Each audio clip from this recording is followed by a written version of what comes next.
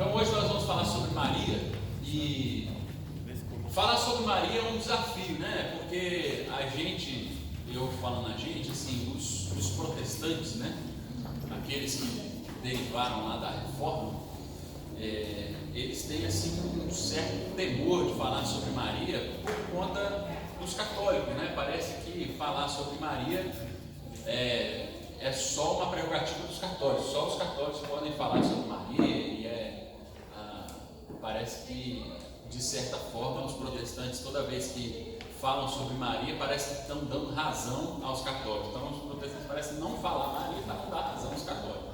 Mas não é isso. Assim, a gente entende que Maria é um personagem bíblico, assim como qualquer outro, e ela tem a sua importância, a sua singularidade na narrativa bíblica. Ela foi a escolhida por Deus para dar à luz a Jesus, o Filho de Deus, e por isso mesmo ela tem assim várias coisas a nos ensinar, e a história do Natal, a partir da perspectiva de Maria, ela nos ensina muito. Então eu queria que você, se você tiver armado nesse sentido assim, vai falar sobre, vai dar razão aos católicos e tal, não, então respira fundo aí, não é isso, tá?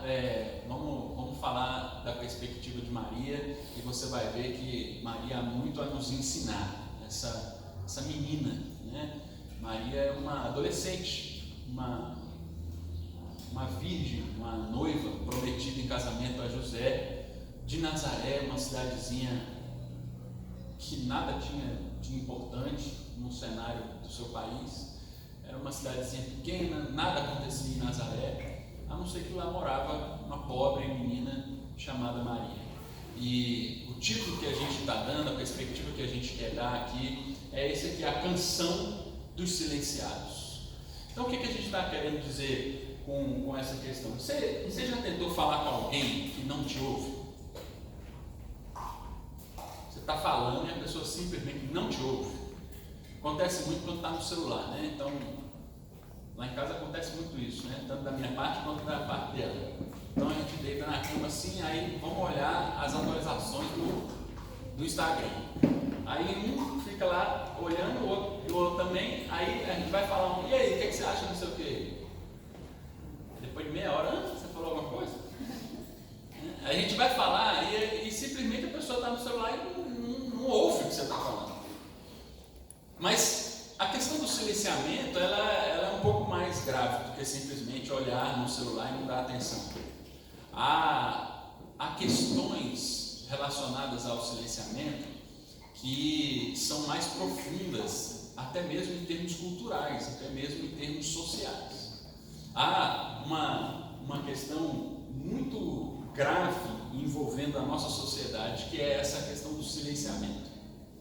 Essa questão de que há algumas vozes que simplesmente não são ouvidas.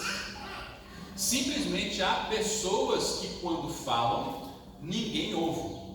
E isso não é uma característica moderna que surgiu com a internet ou coisa assim, não. Na nossa cultura brasileira, isso é tão forte que até mesmo na época da escravatura existia, você conhece essa figura? Existia uma máscara que os escravos usavam, que se chamava máscara de Flandres.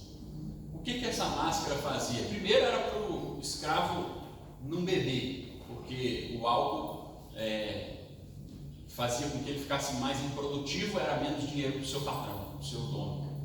Então, bota essa máscara aí para ele não beber. Também não vai comer fora da hora, né? Só quando eu mandar que você pode comer. Então era muito comum que os escravos com fome comiam até da terra. Então eles colocavam essa máscara para ele não comer da terra, não ficar doente com as coisas que tinham lá na terra e não poder trabalhar enquanto ele estava doente. Então usava-se isso. Mas também usava-se isso para que o escravo não falasse, não pudesse se manifestar de maneira alguma. Então esse é assim, a história do nosso país, a história da formação da nossa sociedade passa por imagens como essa, onde a gente colocava máscaras sobre uma classe de pessoas para que elas simplesmente não falassem. E isso não acontece mais hoje, de a gente colocar uma máscara física, algo que impeça fisicamente as pessoas de falar, mas o espírito continua. Ainda há um grupo de pessoas na nossa sociedade que são silenciadas. Que tipo de pessoas são essas? Os próprios negros. As vozes negras são pouco ouvidas no nosso país. Se você pensar, as vozes que te fazem, que te influenciam, vozes que te ensinaram, vozes que você teve como professor, por exemplo, na sua faculdade, na sua escola. Quantas delas eram desses formatos? Quantas delas eram dessa cor? Quantas vozes nós, como sociedade, ouvimos que saem de bocas como essa?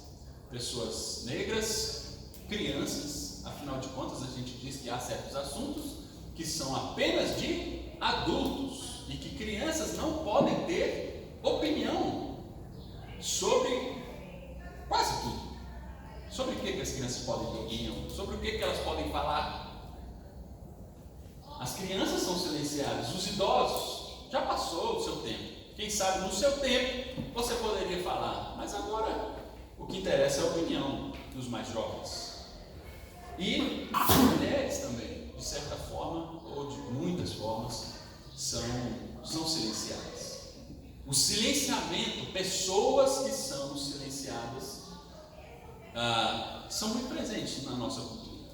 O silenciamento não é algo apenas da nossa história, mas é algo do nosso presente. E o que eu estou chamando de silenciamento? Aqui alguns estudiosos vão dizer 3 características sobre essa questão do silenciamento na nossa sociedade. Primeiro, o silenciamento tem a ver com a ausência do discurso. O que é isso, a ausência do discurso? É quando certo tipo de pessoa ele é considerado mais como tema de discurso, mas não como autor do discurso. Então, por exemplo, a gente fala muito sobre a questão do racismo. Mas será que a gente ouve a voz dos negros, por exemplo? A gente fala muito sobre o problema da infância do nosso país, mas será que nós ouvimos as crianças? Podemos falar sobre machismo e como as mulheres sofrem, mas será que nós damos vozes ou escutamos as vozes das mulheres? Então, muitas vezes não há discurso, há um tema, mas não discurso, não autoria. Uma segunda forma de silenciamento é como se o discurso fosse apenas um monólogo. Ok, vamos dar voz, ou vamos dar voz já é uma expressão difícil, porque quem sou eu para dar voz a alguém? Eu posso no máximo escutar essa voz, não posso dar voz, mas a gente escuta a voz desses grupos que são majoritariamente silenciados, mas nós escutamos apenas dentro de um próprio tema. Vou dar um exemplo assim, de dentro do nosso contexto evangélico.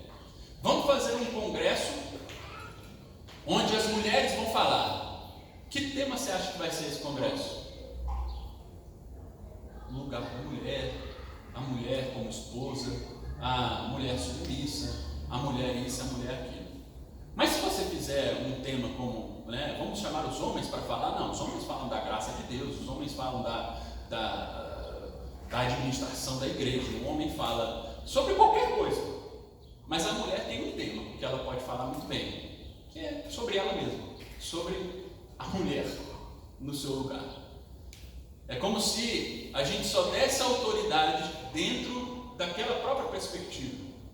Então a mulher não tem o que falar sobre graça de Deus, sobre a comunhão entre os irmãos, sobre teologia, sobre nada disso. Ela pode falar sobre o que é ser uma esposa, uma boa esposa. Então é um tema único, é um monólogo. Segundo, ou terceiro, uma terceira maneira de vivenciar esse silenciamento é um discurso não considerado, que é mais ou menos o que o segundo diz, mas pelo outro lado. Então, se você fala alguma coisa que não está a partir desse lugar que te colocam, então o seu discurso não é considerado. Então parece que, eu estou usando as mulheres como um exemplo aqui, mas poderia ser qualquer outro tipo de pessoa. Parece que se a mulher não falar sobre o que é ser uma boa esposa, qualquer outro tema que ela diga não é considerado. A mulher não tem muito a ensinar sobre a vivência de igreja ou qualquer outra coisa teológica. Ela fala sobre o que é ser uma boa esposa. Não consideramos nada fora disso. São formas da gente silenciar. São formas da gente dizer assim: vamos colocar uma máscara de Flanders. Vamos escutar seletivamente. Essa é a realidade que nós vivemos. Uma realidade de silenciamento. Maria é um desses personagens que simbolicamente são silenciados. Maria é uma adolescente, Maria é de Nazaré, Maria é uma virgem grávida, Maria não é nem casada. Maria, não há a menor possibilidade de Maria ser ouvida na sociedade que ela está. Maria era ninguém, era uma indigente. Maria não é ninguém, Maria é silenciada. A voz de Maria em lugar algum era ouvida. Por isso a gente pode pegar Maria como essa história, como essa perspectiva de quem é silenciado. Porque você sabe que a história é sempre contada, falada, o discurso da história é construído a partir de um lado. De qual lado? Daqueles que vencem. Então se conta a história de uma guerra a partir de quem venceu essa guerra.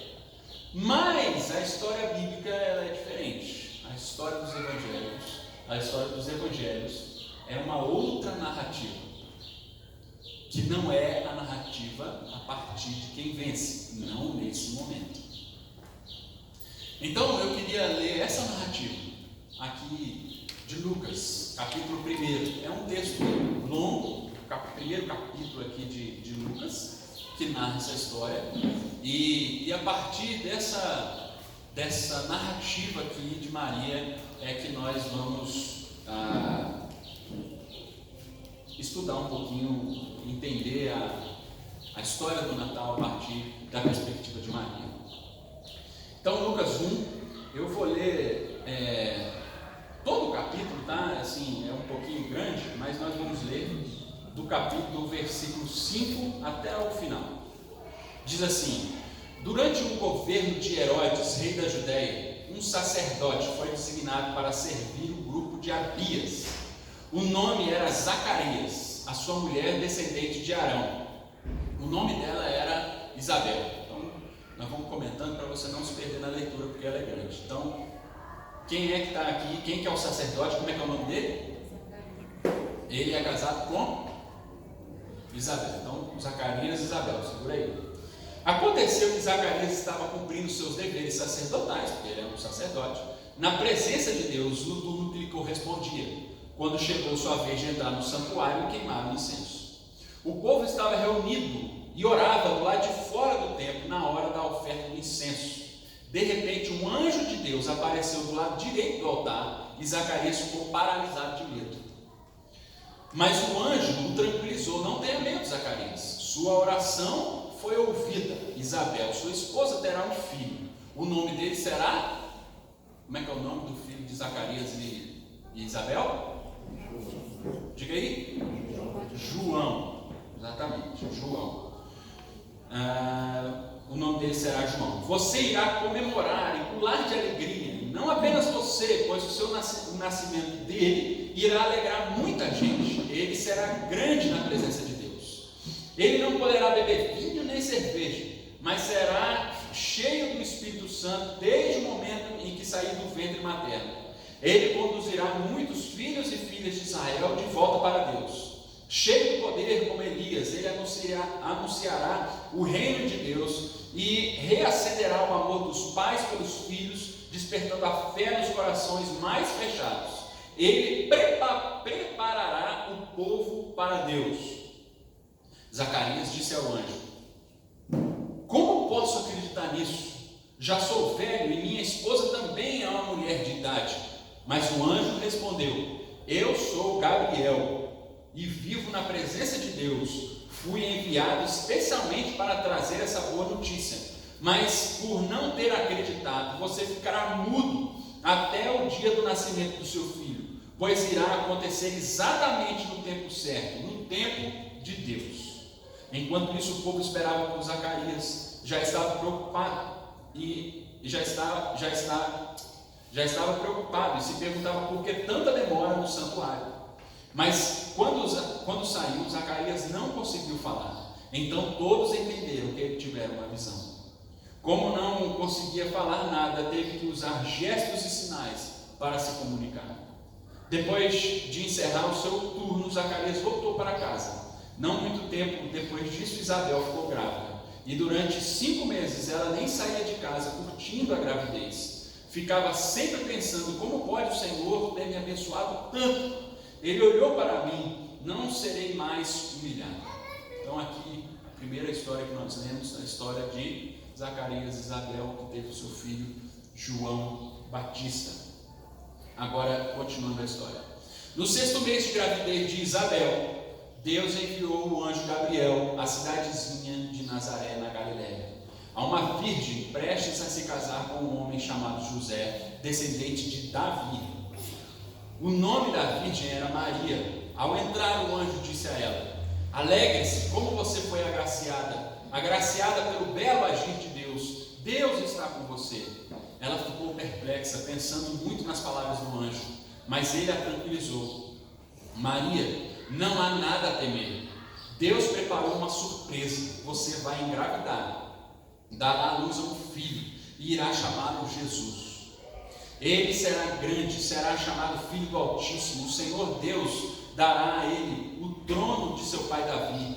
Ele governará a casa de Jacó para sempre, e o seu reino jamais terá fim.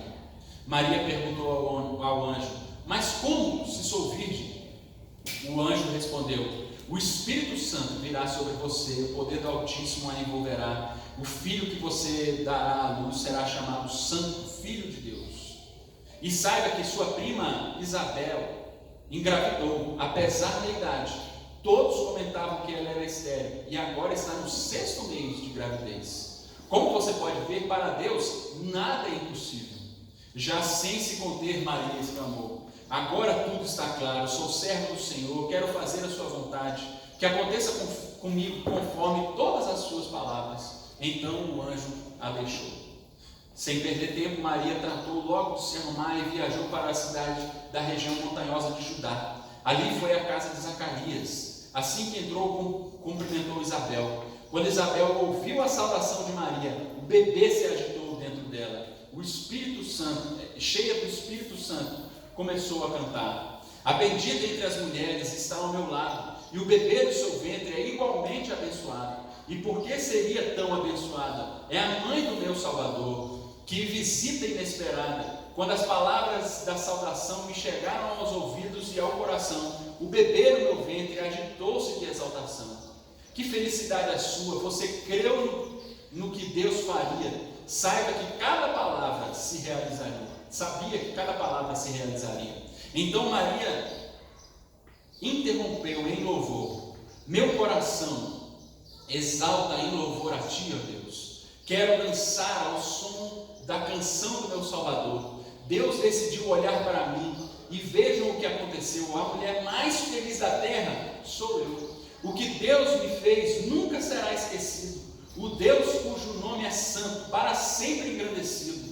Suas misericórdias sempre se renovam sobre aqueles que de coração o adoram. Ele estendeu o braço e mostrou que é poderoso. Dispersou todo arrogante, todo orgulhoso, derrubou o trono dos tiranos assoberbados e exaltou os simples e humilhados. Aos pobres e famintos deu um banquete extravagante. Ficaram a ver navios os ricos arrogantes. Voltou a abraçar Israel, seu filho escolhido. Por sua eterna misericórdia sentiu-se compelido.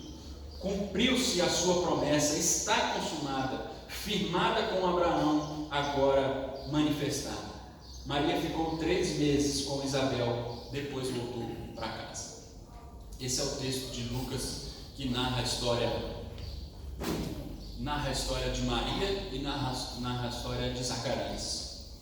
São duas histórias paralelas que nos ensinam muito, narradas assim como Lucas fez, em paralelo mesmo. Primeiro ele conta uma história, depois ele conta outra. E eu queria hoje comparar essas duas histórias. É a história de dois nascimentos. Primeiro é o nascimento de João e depois o nascimento de Jesus. Então quem que é João e quem que é Jesus? Os anjos, o anjo Gabriel que vai anunciar a Zacarias e que vai anunciar a Maria, ele diz quem será. Ainda antes do menino nascer, o anjo Gabriel diz quem vai ser esses bebês que estão nascendo aí. Então ele diz algumas características, tanto de João quanto de Jesus. Quem vai ser João? Primeiro aí no versículo 17, no versículo 15, diz que João vai ser cheio do Espírito. E por isso ele vai dar alegria a muitos. Depois diz que ele vai ser um profeta, versículo 17. Depois ainda no 17 diz que ele vai preparar o caminho para a salvação. Então perceba as características de João. Ele é cheio do Espírito, ele é um profeta. O profeta, você sabe, não é apenas aqueles que falam sobre o futuro, mas é aquele que denuncia uma injustiça, algo que está errado. O profeta vai lá e diz assim: se você não se consertar, vai acontecer isso, isso e aquilo. Então é uma denúncia. O profeta é uma figura de denúncia. E por último, então, ele é alguém que vem então preparando o caminho para a salvação. Quem é Jesus? Jesus é o Filho do Altíssimo. Ele não é apenas alguém que está cheio do Espírito, mas ele é mais do que isso. Ele é, além de ser cheio do Espírito, ele é o Filho do Altíssimo, o próprio Deus encarnado, o Filho de Deus. Depois ele é rei. Ele não é um profeta que vem denunciando os caminhos, mas ele é o rei que dita a sua vontade. O seu reino jamais terá fim. Então quem é que dita as leis? O que diz o comportamento? O que diz a vontade? É o rei. O profeta vem como que dizendo assim, o fiscal desse rei, dizendo: está errado, está certo, vai acontecer isso, vai acontecer aquilo, porque o rei está dizendo que é assim. Então o rei é maior do que o profeta. Depois, ele é eterno. Não é só uma preparação. O ministério de João tem início, meio e fim. João vem preparando. Agora que chegou, o ministério de João teve fim. Chegou, não precisa mais preparar nada. Mas o ministério de Jesus, ele é eterno. O seu reino jamais terá fim. Então veja, há dois anúncios. Há um anúncio de João e há um anúncio de Jesus. Quais são as semelhanças dessas duas histórias aqui? Primeiro, um anjo aparece, o mesmo anjo, o anjo Gabriel. Você sabe que a palavra anjo significa mensageiro. A função principal do anjo é entregar mensagem, é dizer da vontade de Deus. Então o anjo está ali para entregar uma correspondência de Deus ali para Zacarias e para Maria.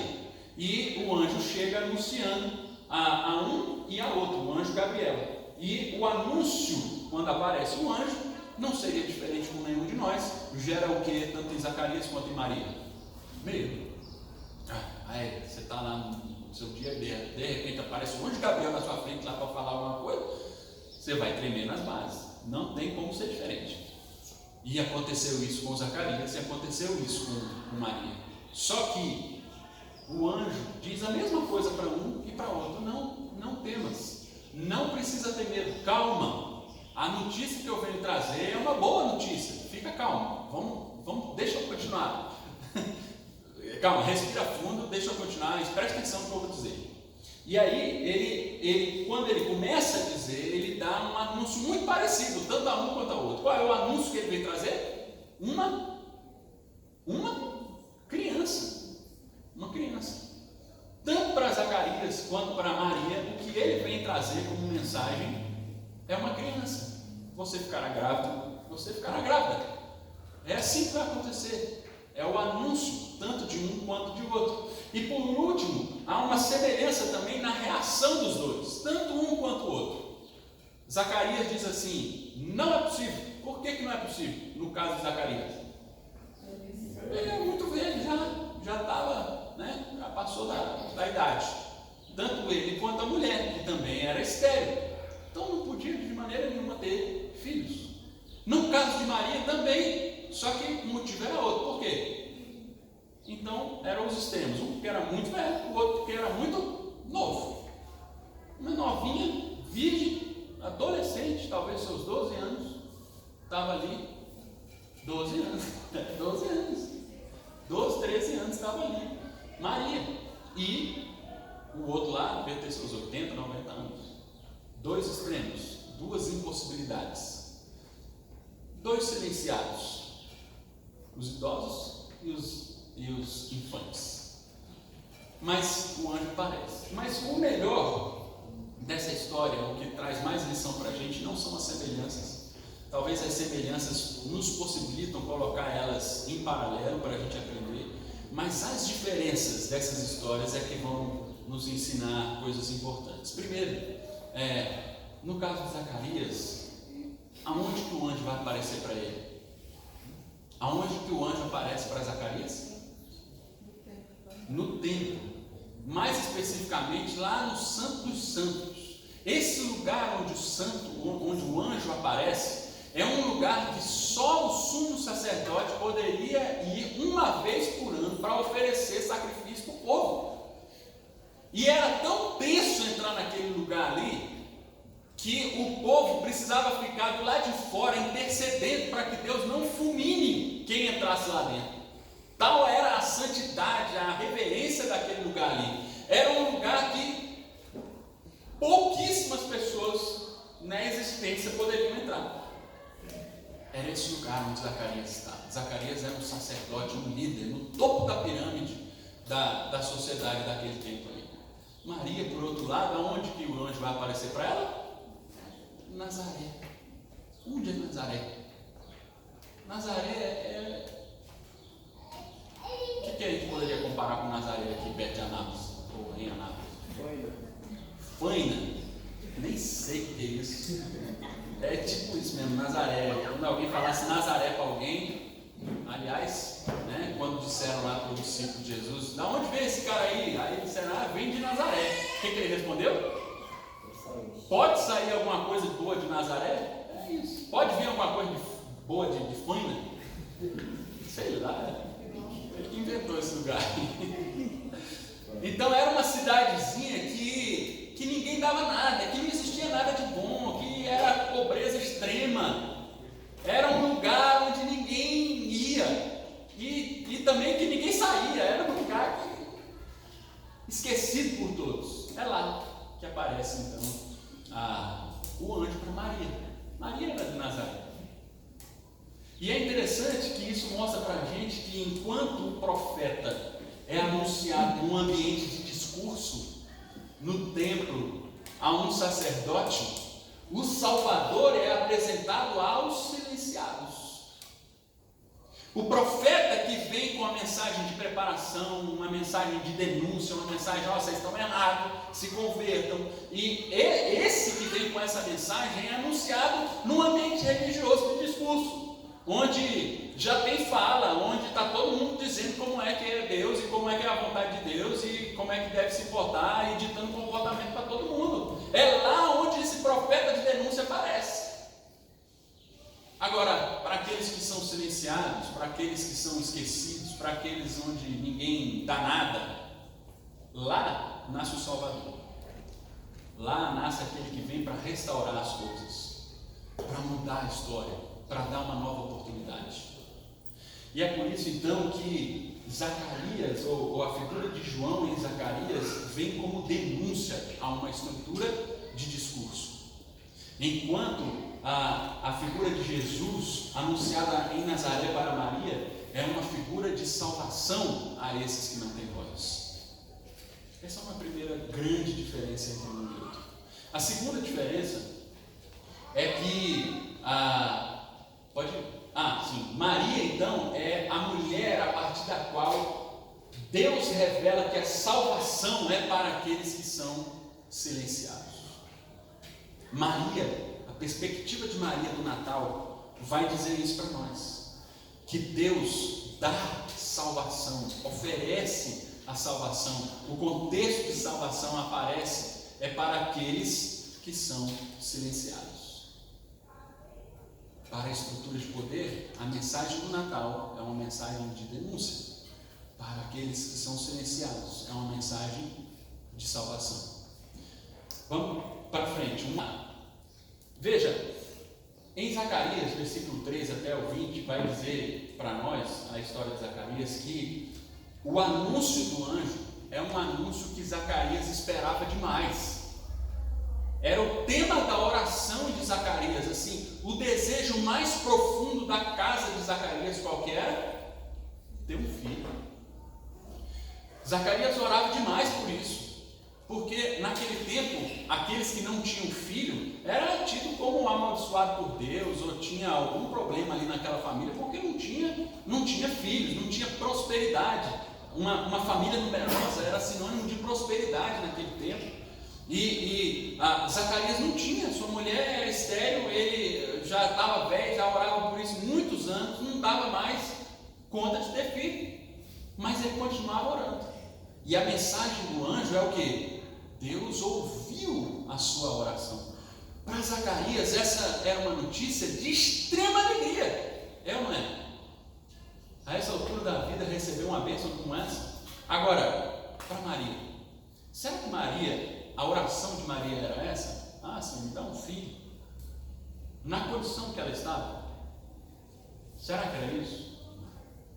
A gravidez para a casa de Zacarias era sinônimo de uma grande bênção. Todo mundo ia olhar, a vizinhança ia olhar e ia falar: que bênção você recebeu. Agora, o que diriam as vizinhas de Maria quando Maria, de 12 anos, aparecesse grávida antes do casamento? Então você imagina que esse anúncio para Zacarias e para Maria soa aos ouvidos de uma maneira muito diferente. Enquanto para um é sinônimo de muita alegria, para o outro é sinônimo de muita preocupação. Como é que vai ser isso? Eu sou virgem, nem casei ainda, como é que eu vou ficar grávida? O que os outros vão dizer? O que vão pensar? Tudo que Maria poderia reagir para dizer: não é o momento, agora não. No entanto, qual é a reação de um e qual é a reação do outro? Enquanto aquele que discursa toma a iniciativa de pedir uma criança, aqueles que são silenciados nunca tomam a iniciativa, porque ninguém os ouve. Então eles estão muito acostumados a não ter iniciativa, e tudo que recebem por graça. Eles são apenas surpreendidos por um anúncio. Maria não pede um filho, mas ela recebe, ela é surpreendida. Aqueles que têm o discurso, aqueles que são donos da religião, os sacerdotes, aqueles que estão nos templos, esses sim fazem muitos pedidos a Deus e até recebem. No entanto, a reação de um e a reação do outro é muito diferente. Porque aqueles que pedem, quando recebem, não acreditam. Zacarias chega e diz assim: sou velho, como é que eu vou saber que você está falando a verdade? Um anjo aparece para ele. Ele está orando, mas não tem fé de acreditar que ele vai se cumprir. E o anjo aparecendo e ele: não, isso aí não vai acontecer não. Como é que eu vou saber que você está dizendo a verdade? Maria, que tinha todos os motivos do mundo para não acreditar: quem sou eu para um anjo aparecer aqui na minha frente? Mas o anjo aparece e ela simplesmente: não, só me diz aí como é que as coisas, o que eu tenho que fazer, que seja feita a tua vontade na minha vida. Ela se submete à vontade de Deus, enquanto um continua incrédulo, o outro se submete a essa vontade de Deus. Então isso mostra para nós que Maria é a mulher a partir da qual Deus revela que os silenciados estão incluídos no discurso de Deus. O Natal é um discurso de Deus, é uma história que Deus vai contar para nós, a história da salvação. E sabe quem ele inclui nessa história? Os silenciados. Maria está incluída nessa história. Maria está incluída nesse discurso que é de Deus. Maria é tema de Deus. A salvação está para esses que são silenciados e que por isso se submetem à surpresa que Deus tem para eles, à graça maravilhosa que Deus tem para eles. Essa é a segunda diferença entre um e outro. A terceira diferença, e última para nós, é que é interessante que quando Zacarias duvida do anjo, o que o anjo diz para ele? Cala a boca, você vai ficar mudo, até nascer você vai ficar mudo. Aqueles que eram detentores do poder, da voz, da religião, do ensino, de como é e como não é as coisas de Deus, esses no Natal ficam caladinhos. E quem ganha a voz? Aqueles que antes eram silenciados. A pequena menina de Nazaré termina o capítulo 1 de Lucas com cantando. E que belo hino ela canta. Que maravilha de composição é essa de Maria. Nós até cantamos um pedaço dela aqui com o Paulinho. E ela canta a respeito da humilhação que os poderosos estão passando, e que como Deus foi bom com ela, que é humilde, e exaltou a sua pequenez, vamos dizer assim. O Natal é o lugar onde os poderosos são silenciados, e quem ganha a voz são esses humildes. Então, pode passar para a gente? Zacarias tem um tempo de reavaliação. É certo que no capítulo 2 de Lucas há o cântico de Zacarias. Depois que o seu filho nasce, depois que todo mundo diz assim: qual vai ser o nome desse menino? Veja que até então ninguém sabia que o anjo tinha aparecido para Zacarias e tinha dito para ele que o nome do menino ia se chamar João, porque ele estava mudo, não disse isso para ninguém. O comum naquela época era que se botasse então o nome do filho do mesmo nome do pai. Todo mundo, quando o menino nasceu, diz aí: Zacarias, vamos botar o nome então de Zacarias junto do seu menino lá, como é que vai ser? E aí ele escreveu então numa tabuinha, disse assim: o nome do menino vai ser João. Então, quando a vontade de Zacarias coincide com a vontade de Deus, então a sua boca se abre e ele então está preparado para cantar. Mas durante toda a gravidez é um momento de silêncio e reavaliação daqueles que estão no poder. No caso de Maria, o cântico dela é um cântico de alegria imediato. Perceba aí no texto que quando Isabel vai conversar com ela, ela diz assim: olha, eu estava aqui na hora que você falou lá do portão da casa, você me chamou, na hora que eu ouvi sua voz, a criança que estava dentro de mim se remexeu de alegria, porque a criança que está dentro de você é o Salvador, e esse que está aqui veio para preparar o caminho para esse que está aí. E no meio desse discurso, Maria não espera nem Isabel acabar de falar, ela já começa a cantar em adoração a Deus. É um imediato, é uma alegria imediata, é uma voz que não se aguenta mais dentro de si. Ela precisa cantar, ela precisa falar para todo mundo da alegria que é ser incluída nos planos desse Deus. Essa é a história do Natal, na perspectiva dos silenciados, como Maria. Então, Maria é a mulher a partir da qual Deus revela que os silenciados não apenas estão incluídos, não apenas é tema de um discurso de outro, mas ela própria tem a sua voz. Maria tem voz no discurso de Natal. Aonde que em outros tempos, em outras narrativas, uma adolescente de Nazaré, grávida antes do casamento, poderia ter um registro num dos textos, ou no texto mais importante da humanidade, que é os Evangelhos. Um cântico, uma composição sua ali registrada. E que diria que jamais será esquecida. Como essa menina, hoje é tão reverenciada, certos ou errados, não vou entrar no mérito aqui, mas tão reverenciada por tanta gente no nosso planeta. A humildade dessa serva agora é exaltada. Vamos para frente então, para a gente terminar. Em conclusão, no Natal, então aos silenciados é dada a salvação, a mensagem de Jesus, que é de salvação, não é a mensagem de João, que é a de renúncia. é uma mensagem de que vocês agora que estavam perdidos, esquecidos, ignorados, na periferia, agora são o centro da mensagem. Também estão incluídos no discurso dessa salvação. Há um plano de salvação cuja a ação um instrumento é o silenciado. É da barriga de Maria que nasce o Salvador. É das entranhas dos silenciados que vem a salvação para o mundo. Eles estão incluídos no projeto. Eles não são só o alvo da ação salvadora de Deus, mas eles também são a própria salvação, um instrumento dessa salvação. Estão incluídos na salvação de Deus. São instrumentos disso. E por último, eles têm voz. O que isso quer dizer nas nossas, tirando um pouco da nomenclatura teológica, falando mais do que geralmente é falado. O que significa salvação? Salvação é assistência. Alguém foi lá e assistiu esse povo. Viu que há uma necessidade, que eles precisam de ajuda. Então é um primeiro passo, é a assistência que a gente precisa dar. Depois, a inclusão tem a ver com uma legitimação. Ele fala assim, é isso mesmo, assim, vocês estão incluídos, está legítimo esse lugar de vocês não são menos porque são quem são. Não, é legítimo esse lugar onde vocês ocupam. Depois, por último, há um empoderamento, há um dar de voz no Natal. Sim, vocês agora são protagonistas, vocês não são apenas recebedores de uma graça, mas vocês agora é quem vão fazer a coisa acontecer.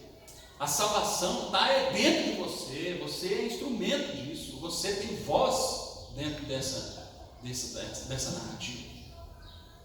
Então, a assistência, a legitimação e a empoderamento. Então, Maria é o eixo do encontro de Deus com a humanidade.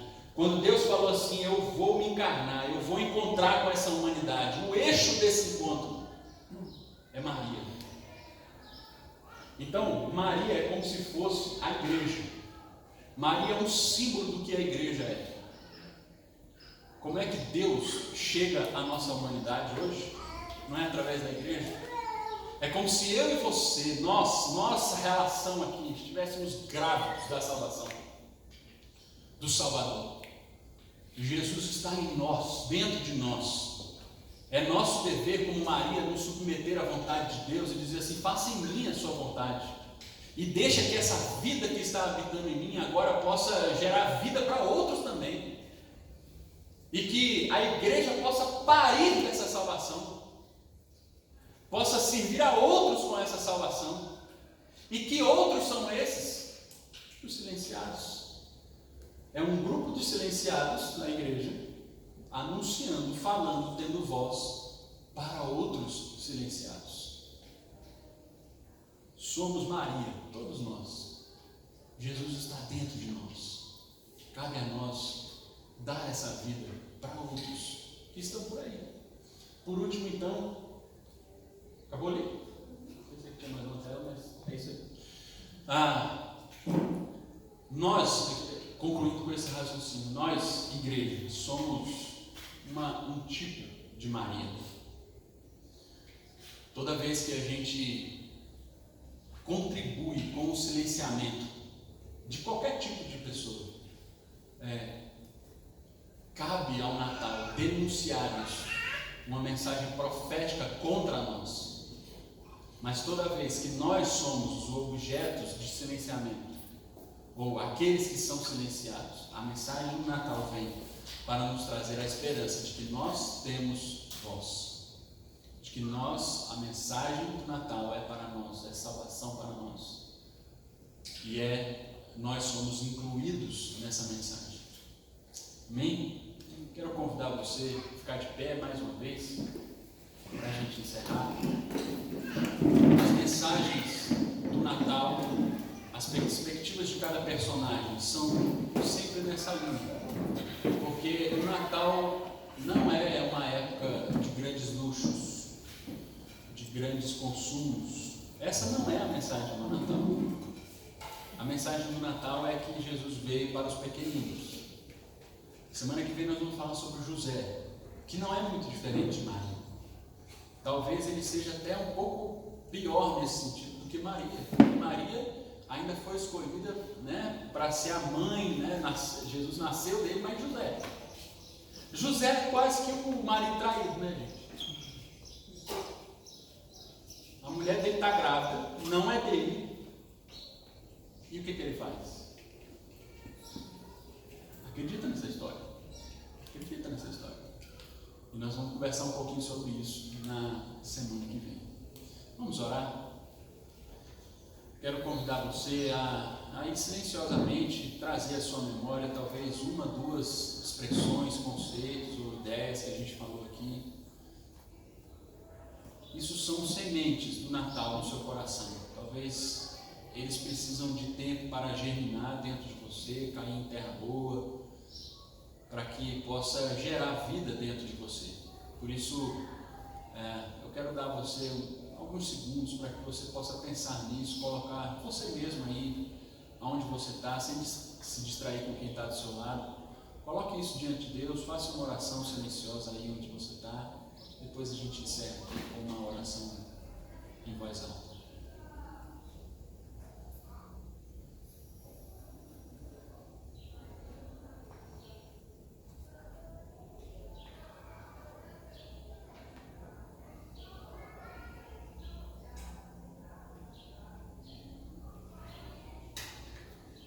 Pai de amor, de infinita bondade, nós louvamos o Teu nome por Jesus Cristo. Louvamos o Teu nome pelo Natal. Obrigado, Jesus, porque recebemos do Senhor, graciosamente, sem merecer, esse presente que é Jesus Cristo, que veio, habitou entre nós, nasceu aqui como uma criança, nasceu pobre, humilde, para nos ensinar o que de fato é descer, estar entre os humildes, os pobres. Nós queremos que essa mensagem possa chegar ao nosso coração. Queremos que, de alguma forma, aqueles que são poderosos, aqueles que têm voz, aqueles que ditam como devem ser as coisas, possam ter um momento de reavaliação. Se esse é o nosso caso, faz isso conosco. Nos dê esse momento de reavaliação. Mas se somos daqueles que somos oprimidos, silenciados, que não tem vez, que ninguém escuta, que o Senhor nos dê da sua salvação, que o Senhor mude a nossa história, que o Senhor nos empodere, nos dê essa vontade de ser protagonista na história, de dizer como devem ser as coisas, de nos submeter à tua vontade, dizer que é isso mesmo, é assim que a gente vai viver. E que essa mensagem do Natal possa gerar isso dentro de nós, esse desejo de participar com o Senhor do seu projeto, da sua narrativa, do seu discurso de salvação. Que seja assim, Senhor, hoje, para todos sempre.